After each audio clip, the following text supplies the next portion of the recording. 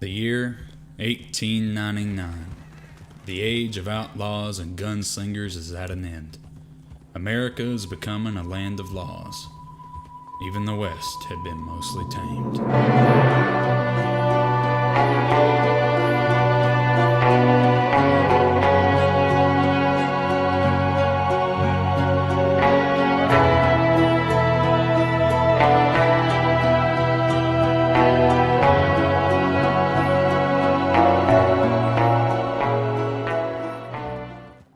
As someone who never played the first Red Dead Redemption and has historically not been interested in the Grand Theft Auto series, I still found myself drawn to the allure of a rootin', tootin', cowboy shootin' adventure in the mostly untamed wilds of the West.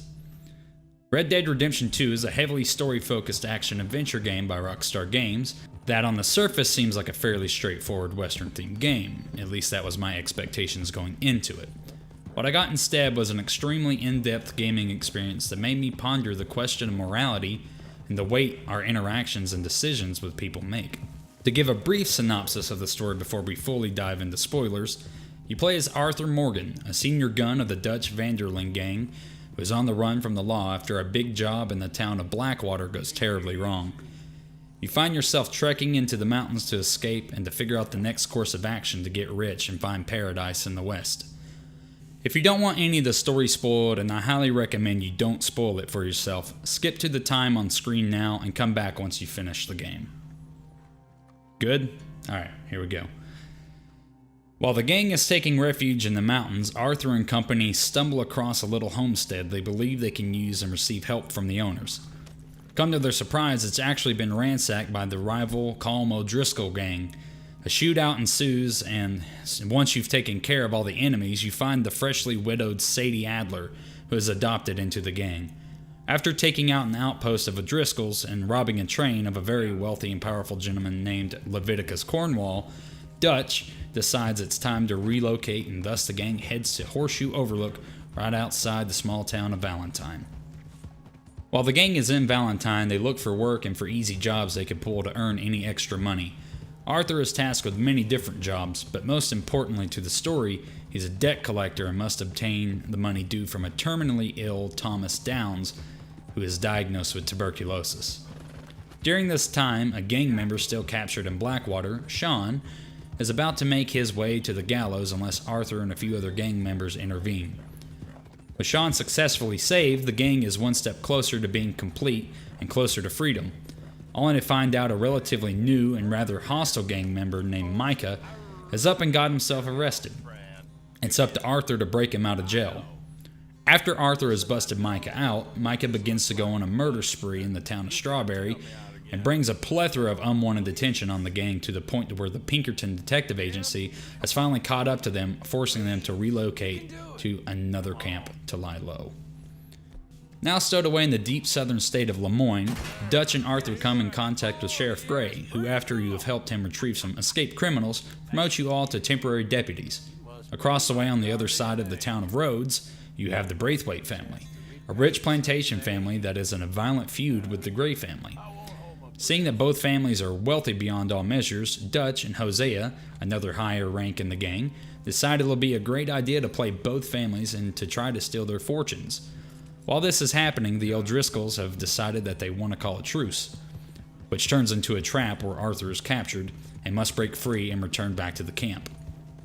Both the Grays and Braithwaites know they've been played, and you partake in a gunfight in the middle of town against the Grays that leaves Sean dead.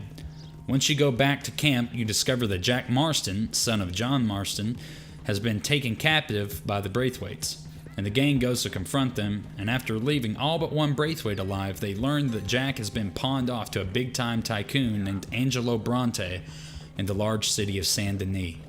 The gang realize they are very much on the radar and move camp again to an abandoned plantation home that Arthur liberated.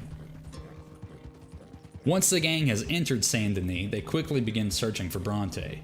After Arthur gets the information out of some street kids, the gang plan an assault on Bronte's estate.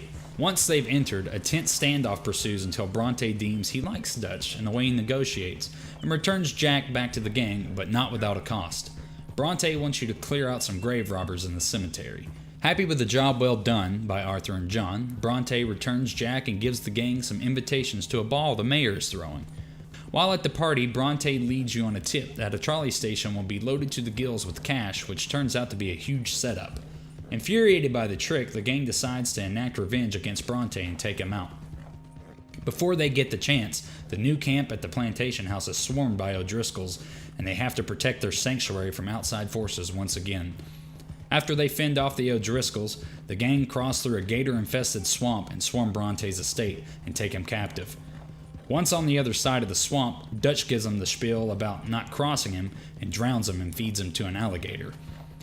Arthur is upset with Dutch with his revenge mission and the brutality of feeding him to a fucking alligator. Displeased with the payout of the trolley setup and the government as well as the O'Driscolls breathing down their necks, Dutch decides that it's time to hit a big boy bank. They set the plan in motion and begin the robbery, only to be quickly discovered and surrounded. The Pinkertons have Hosea as a hostage and soon kill Hosea after no one decides to come out. Chaos ensues, and in the midst of the turmoil, Lenny is killed and John is arrested as well. Having to wait out the day until nightfall, Dutch concludes that the best plan is to leave the other gang members and for the other 5 with him to stow away on a boat until things cool down, and then come back for everyone else. Once night arrives, they sneak into the docks and board a ship. Charles stays behind to act as a diversion so the others can board said ship. While on the ship, the gang discusses plans for the next course of action, only for their ship to be rocked by a cataclysmic storm that shipwrecks them onto the island of Guarma. Stranded alone in an unfamiliar land, Arthur slowly makes his way around the island to eventually find Dutch and the gang. The reunion is cut short when local guards show up and arrest you and chain you to other deviants from the island. While they are moving you along, a rebel militia open fire on the guards, allowing you to break free and escape with the rebels. Javier is shot and captured, and once the gang is regrouped, a rescue mission starts to take form. Arthur sets out to look for Javier and finds himself captured again. After Arthur breaks free and kills the captor, he helps Baptiste, one of the rebels, and goes and rescues 3 other rebels that are still being held. After you've liberated them, Baptiste informs you that he has arranged for a ship to get you and the gang off the island. Arthur returns back to Dutch, and they set out to rescue Javier. Once they arrive, the old woman asks for more money, and Dutch kills her in cold blood. This doesn't sit well with Arthur at all, and he lets Dutch know that he doesn't approve of his recent actions. Once up top in the prison, you set a sugar factory on fire as a diversion and rescue Javier, but not without a gunfight. Once back at camp, the gang decides to meet up with the rebel forces and discuss the passage back to the mainland when you're attacked yet again. After fighting off enemies storming the beach and sinking a battleship, you make your way to rescue the captain of your ship back home who had been captured. After another standoff with Fusar, who is the local tyrant in charge of the men trying to kill you, you chase him down and finally put an end to him as he tries to kill you with a cannon. The rebels usher you onto the boat and thank you for helping them take out Fusar. Gang makes their way back to the mainland in search of the rest of the gang. It's at this point in the game where I began to question the overarching story. Is this just a one-dimensional story about getting rich? Is there a bigger picture I'm not seeing? What does the game's title have to do with the story? I'd soon get my answers. Once back on land, the gang decide to split up and find the rest of the gang members. Arthur goes back to the plantation home camp to find a letter telling him that the others are okay and camped out not too far away. Arthur makes it to camp, with the others soon following behind. Once all there, the reunion is cut short as the Pinkertons have found the gang and a massive shootout begins.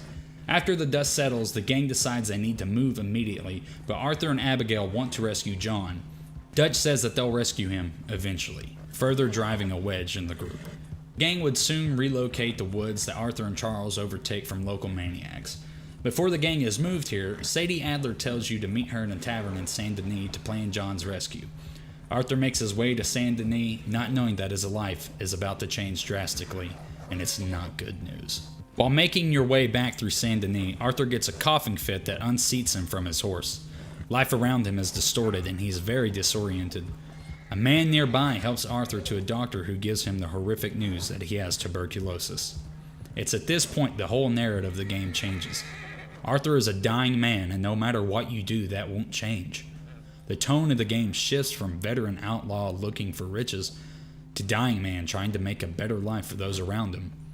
Arthur is continually berated with his morality, It is his own actions of beating Thomas Downs, the man with tuberculosis, that led him to get it himself. In a weird way, it's both his punishment and salvation. We'll come back to Arthur's morality in a moment. Once he meets up with Sadie, he learns that she has rented a hot air balloon to scope out the prison John is held in. After getting a little too close to the prison, you make your way back to Sadie only for the O'Driscolls to have found her, and thus a chase ensues. Arthur covers Sadie from above in the balloon and picks her up, only for it to crash soon after. Once acquainted with the rest of the gang, they move into the new camp at the caves in Beaver Hollow. After getting settled, Arthur and Sadie go to rescue John from prison. They have to take a hostage to break him out, and an intense shootout ensues as you escape from the prison. Once back at camp, tensions are very high. John is upset that Dutch was leaving him to the wayside, and Arthur agrees with him. Dutch has been steadily losing himself and acting very strange. It doesn't help that he is consulting Micah more than anyone else in the gang at this point. Now there's a few missions you can do at this point that really highlight the change in Arthur. If your honor was high enough, the mission Do Not Seek Absolution is available. In this mission, you decide to help the widowed Mrs. Downs and her son, the family of the man with tuberculosis that you beat. You see Mrs. Downs periodically throughout the story, as she has had no chance but to become a prostitute to make ends meet.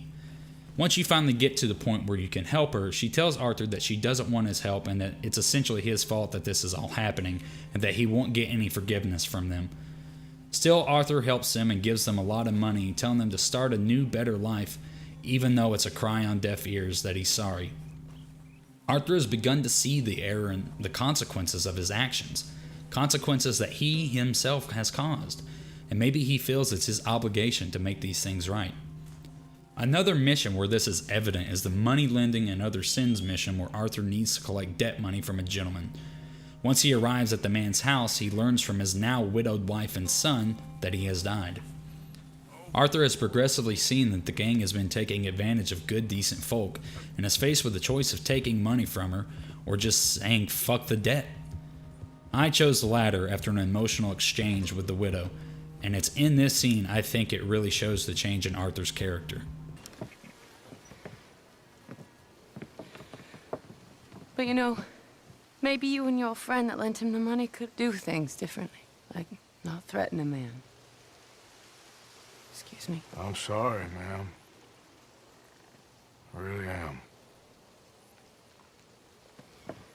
This one exchange carried so much weight. The 6 little words Arthur utters almost drove me to tears, because you can see at this point, Arthur truly sees that his life could be so much more than just robbing people, and that his and the gang's selfish actions weren't without dire consequences. The delivery in this scene is so perfectly done, I have to commend Roger Clark, who is the actor for Arthur, on an excellent voice acting job. The few words he utters carry more weight and emotion than a lot of games have in their entire story. Once back at camp after this mission, Arthur kicks Herr Strauss, the gang member responsible for money lending, out of the camp and says that he should kill him, but he's not going to.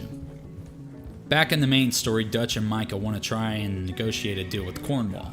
They set out and wait for him at the docks, and after the Pinkertons leave, Dutch proposes that he give them 10 grand in a boat. Cornwall obviously refuses, and Dutch guns him down. Furious, Arthur argues with Dutch over this revenge mission when Dutch tells him that there was important papers they were after that reveal Cornwall had a deal with the army, and that there was bonds in his oil factory as well as a shipment of dynamite going to Saint Denis. Once back at camp, his plans are interrupted by the son of a Native American chief that you helped earlier in Saint Denis. His name is Eagle Flies, and he says the army has taken their horses, and against Arthur and Charles' intentions of getting involved, Dutch decides to help out, thus beginning a long cycle of the natives being used as pawns for Dutch as a creative distraction for the gang to escape. Rains Fall, the native chief, just wants peace and doesn't want any more of his people to die, and is adamantly against the idea of retaliation against the army. After their horses are recovered, Dutch sets his plans in motion to divert the army and government off of him and onto the natives. Arthur and Bill are sent to steal the stagecoach of dynamite that was listed in Cornwall's papers to blow up a bridge to keep the army off their backs. Even with this plan in motion, the army has retaliated against the natives by assaulting 2 women from the tribe. Rainsfall implores you to help him with negotiations, and you agree, but not before the army has struck again and stolen a ceremonial pipe.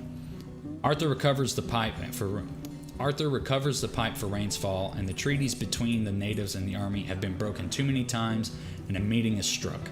Before the meeting, Arthur and John take the stolen dynamite and blow up the bridge, cutting off ties from the army. Once that is completed, Arthur and Charles accompany Rainsfall as hired muscle. During the mission, Arthur gets sick and needs to rest, and then learns that the army is planning to kill Captain Monroe, an ally of the natives. After this news, the army starts to enact their plan to kill him, and Arthur and Charles intervene and rescue Monroe and escape the army. For now, you head back to camp and join up with Sadie and Dutch to watch our dear old friend Colm O'Driscoll hang for his crimes. Everyone wants to ensure that he hangs, so the gang takes out all the O'Driscolls present that plan on rescuing their boss. Once they're dealt with, we see Colm hang and another shootout occurs. After they're dealt with, you return to camp to help Sadie track down the remaining O'Driscolls that killed her husband. After you find their hideout and Sadie gets her revenge, you head back to camp where Dutch has brainwashed Eagle flies to attack the military. Arthur, again thinking this is a terrible idea, comes along to try to keep Dutch in line. After trapping a platoon of soldiers, a gunfight breaks out and we're forced to flee without knowing the locations of the natives. Arthur and Dutch are chased by the army to a cliff's edge where they have no choice but to jump into the river below. Afterwards, Arthur heads back to the Indian reservation, where we learn Eagle Flies has been taken captive. Arthur and Charles sneak into the fort where he is held and break him free. After being chased by reinforcements, they board canoes and escape downriver. Eagle Flies heads back to the reservation while you head back to camp. While back at camp, more discussion ensues, but is interrupted by Eagle Flies, who with a group of tribesmen plan on attacking the oil fields. Rainsfall shows up begging his son not to take action, that he doesn't want any more bloodshed, but ignoring his father's wishes, he goes anyways. Rainsfall asks us to stop them and the gang complies, even though Dutch is the one who set this all in motion so he can get the bonds from the oil factory. Once you arrive at the factory, it's total chaos and Eagle Flies is in need of rescuing. Against Dutch's orders, you go and try and save him. Arthur fights his way through the oil field where the army is sending reinforcements. After the gang has killed a lot of the soldiers, you regroup with Dutch and you enter the factory in search of the bonds. Once the bonds are found, the two of you try to escape, only for more soldiers to pour in. You'll fight your way through, only to get blasted in the face by steam, and Arthur gets knocked down. The army quickly surrounds him, and Arthur cries out to Dutch for help, and Dutch leaves him for dead. Soldiers are trying to kill Arthur all while this is happening. Before Arthur loses the struggle, Eagle Flies comes in and saves you. But despite his heroism, Eagle Flies is shot in the stomach by a soldier. Arthur kills the soldier and helps Eagle Flies out of the factory and encounters Dutch. Enraged, Arthur yells at Dutch for leaving him, which Dutch denies, but there is no time to settle it as they have to escape. Arthur, along with Charles, take Eagle Flies back to his father. Upon arrival, Rainsfall sees his son's final moments. Charles stays behind to help the tribe relocate, as the army would swiftly be coming to take them out. On your way back to camp, Arthur's sickness takes a huge toll on him and he finds himself falling off his horse again and in a dazed state, eventually waking up in Annisburg. Once back in camp, Dutch informs you of another job. They plan to rob a train. Arthur insists Dutch let the women and Jack leave as things with the gang are falling apart and there's no need for unwanted casualties. Dutch complies, but is obviously pissed about Arthur making demands of him. The gang sets off and you and John are tasked with retrieving the dynamite. During the ride, you two discuss the plan to leave after this job is done, and that John has a family he needs to protect and to get out at all costs. Arthur and John regroup with the others at Saint Denis train station, only for the train to not stop. The gang chases the train down and begin to fight the enemies on board. After some fighting, one of the carts catch on fire and John goes to disconnect it. When John stands up, he is shot off the train and presumed dead. Dutch says he'll go back for John to just keep on with the plan. Arthur makes his way to the front of the train cart and blows a hole in it with dynamite to discover they hit the jackpot and quickly depart from the train before it goes over the bridge that you blew up earlier. Dutch and Micah soon rejoin the group and tell us that John didn't make it. You grab the money and head back to camp. Upon arrival at camp, we learn that Abigail Roberts, John's wife and mother of Jack, have been kidnapped by the Pinkertons and that they were able to save Jack, but they intend on trying Abigail for murder. Micah, being the asshole he is, tells Dutch that she's just a girl and to leave her behind, that the money is too important. Dutch agrees and they ride off with the money, leaving Arthur and Sadie to go rescue Abigail. It's at this point where Arthur truly sees Dutch has lost his mind and is only in it for himself. Arthur tells Tilly and Jack to head to Copperhead Landing and to wait for them. Arthur and Sadie ride off to Van Horn to rescue Abigail. When they arrive, Arthur provides overwatch for Sadie as they storm into the building where Abigail is being held. But Sadie herself is soon captured and it's now up to Arthur to save them. After fighting through a wave of Pinkertons, Arthur busts in only to be at the end of the gun of the head Pinkerton, Agent Milton. The two discuss how Arthur was foolish to not take the deal he proposed earlier about ratting out Dutch and about how Micah has been communing with him and ratted out the gang. Then a scuffle ensues. In his weakened state, Arthur almost ends up with a bullet in his skull until Abigail blasts a hole into Milton's head after she broke free from her ropes. Arthur and Sadie ride back with Abigail and tell her about John and to get Jack and run away. After their goodbyes, Arthur says he has to have a little chat before he gets much sicker. Earlier I said that I didn't see where the redemption in the title came into the story. In this next sequence I got my answer. Arthur rides off to confront Dutch and is reminded that even though he has done many terrible things in his life, the things he has done at the end to help people were the right choices. This is his redemption. This is his time to make things right and to atone for his sins. He realizes that even though he thinks himself an awful man, that he did do good in the world, even if it was only visible through someone else's eyes. It's a strong message to anyone that no matter what bad you do in life, you can always change and do good. It may be as much as just stopping what bad things you are doing. Arthur comes back into camp and confronts everyone, telling them that Micah is the one behind all the mishaps. Dutch, unwilling to accept this, takes up arms against Arthur when who else but John Marston shows up back from the dead. John accuses Dutch of leaving him again, and before the gang civil war ensues, the Pinkertons show. You fight off the Pinkertons and try to escape, but they are swarming the area. After some time running, both of your horses are shot, and Arthur kneels down, thanking his trusty steed one last time before a decision has to be made. You can go back and rob Dutch's secret stash of all the money that he has hidden in the caves, or you can help John escape. I think most reasonable people will help John. You two start to scale a mountain while fighting off the Pinkertons on your ascent. You'll come to a point where it's clear Arthur can no longer go on. Arthur forces John to leave him behind and to get to his family, and that it would mean a lot to him. John complies and tells Arthur that he's his brother. Arthur, in a truly heroic passion, fends off the Pinkertons before he is ambushed by Micah. The two fight back and forth until Micah starts to beat Arthur. Arthur, in a struggle, cracks Micah in the head with a gun, which goes flying. Both disoriented, Arthur crawls for the gun while Michael yells at you, saying you won't make it. Just as you reach the gun and think things are looking up, the godly boot of Dutch Vanderlyn clamps down on your hand. It's at this point where a few endings can happen. This is my ending. Arthur pleads to Dutch that Micah is a rat. Micah says he's dying and talking crazy, and that they won and need to leave. Arthur says that John is the real winner, that he made it, and that in the end he tried to do his best. He tried to do what was right. Dutch and Micah leave, and Arthur crawls to the peak to meet the morning sun to usher him into a peaceful death. Redemption is something that is attainable, even for a no-good outlaw. A couple years later, we meet up with John and family who are back in Strawberry and trying to make a living. They soon find work on a ranch, and John essentially becomes the only protection that ranch has. Abigail, upset with John that he can't leave his past behind him, takes Jack and leaves him until he becomes a better man. To do this, John decides to buy a ranch of his own, and in doing so, gets reacquainted with Uncle, Charles, and Sadie. Uncle and Charles begin to live at the ranch and help John, while Sadie offers him work and has a potential lead on Micah. After some time dealing with local gangs and doing bounty hunting, Abigail and Jack return and life seems good. Soon after, Sadie shows up with news about Micah. Against Abigail's wishes, John sets out to finally put the son of a bitch in the ground. After getting the information out of one of Micah's men, John, Sadie, and Charles make the ascent on Mount Helgen, where he's stowed away. In the battle, both Sadie and Charles are injured, leaving Micah to be dealt with by you. John fights his way through an onslaught of Micah's men before finally coming face to face with the bastard. Two of you have a standoff before Sadie shows up and takes him hostage. Right as things look up, who else but Dutch fucking Vanderlyn bursts out of the door and has guns pointed at both Sadie and John. John and Dutch argue over betrayal, while Micah tries to get him to join him.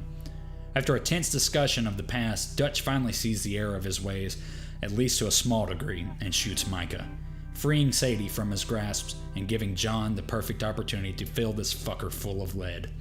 Micah falls to the ground and dies a bastard's death. John tries to thank Dutch, but he just ignores him and walks away. John goes into the house and gets the money that's stowed away, and Sadie and John return back to his ranch and let the others know that it's finally over. Red Dead 2 has an extremely immersive world. The sheer amount of detail put into the game is very apparent, and you can see that Rockstar poured their hearts into creating this game. Graphically, this is one of the most beautiful games I've ever played. The scenic worlds feel almost real and make the player long for a trip to some of the locations. The minimalistic HUD makes the game all the more immersive by giving you nothing but a mini-map. You have many different ways to view the world around you with multiple camera options and a scenic option that make your long treks across the country feel like you are legitimately watching a movie. Speaking of, the cinematic cutscenes are fantastically done and are ever so entrancing. There are a few instances later towards the middle and ends of the game where the transitions feel abrupt and take you out of the experience. I always found myself reacting like, oh, well, I guess we're doing this now. Overall, the world of Red Dead is very atmospheric and fits the tone they were going for perfectly. You can really feel the unease Arthur feels as civilization is slowly creeping up on him, ready to leave the age of outlaws behind. He's like a caged animal longing for his freedom in an environment he can't escape until it ultimately is his undoing. Gameplay-wise, Red Dead has a lot to offer. Shooting is very straightforward, with the only ability you have being Deadeye, which is bullet time. The biggest variety in gameplay comes with what weapons you choose, and even what ammo you choose to use with that weapon. Different weapons obviously have different stats, but the ammo you use plays a part in that as well. Certain ammos deal more damage and can be the deciding factor in your gunfights. My biggest gripe with the gunplay was the aiming. A lot of times it felt very off and hard to control. Auto-aim helps to fix this a little, but I found myself struggling often in gunfights that occur on horseback. Resorting to Deadeye helps a lot, but still I feel it's lacking in this department. There are loads of customization options for your outfits, guns, horses, and the camp. The horse you buy also will dictate your play experience. Not to say they can't improve their stats over time, but there are horses that are far superior if you have the money to throw at them. On your rides across the world of Red Dead, you are often accompanied, and the small talk and discussions you have while riding help to add to the atmosphere and pass the time a lot easier.